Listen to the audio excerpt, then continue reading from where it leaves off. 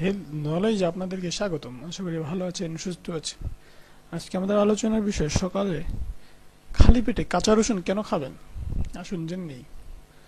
অনেকের কাছে এই সকালে খালি পেটে কাঁচা রসুন খাওয়াটা ভীষণ অস্বাস্থ্যকর মনে হতে পারে, কিংবা অনেকে মনে করতে পারেন যে এটা স্রেফ একটা কুসংস্কার, কিন্তু আসলে কি তাই?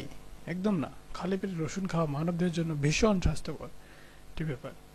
বরং খালি পেটে রসুন খেলে এমন কিছু উপকার হয় যেটা অন্য খাবারের সঙ্গে রান্না করা অবস্থায় খেলে হয় না। জেনে নিন খালি পেটে রসুন কিভাবে খাবেন এবং কেন খাবেন। কিভাবে খাবেন?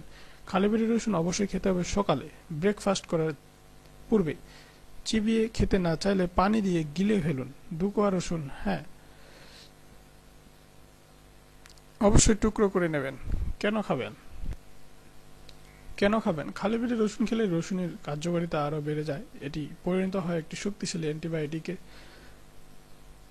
গবেষকদের মতে খালি পেটে রসুন খাওয়ার হাইপারটেনশন ও স্ট্রেস কমাতে সহায়তা করে। অন্যদিকে হজমের গন্ডগোল রোধ করে। স্ট্রেস থেকে পেটে গ্যাসের সমস্যা হলে তাও প্রতিরোধ করে। খালি পেটে রসুন অন্যদিকে পেটের গন্ডগোলজনিত ওষুধ, যেমন ডায়রিয়া হলে খালি পেটে রসুন দ্রুত সারিয়ে দেয়। সকালে খালি পেটে রসুন খাওয়া শরীরের রক্ত পরিষ্কার করে এবং লিভারের ফাংশন ভালো রাখতেও সহায়তা করে। রসুনে অ্যালার্জি আছে তারা অবশ্য এড়িয়ে চলুন। ধন্যবাদ আমাদের ভিডিওটি দেখার জন্য।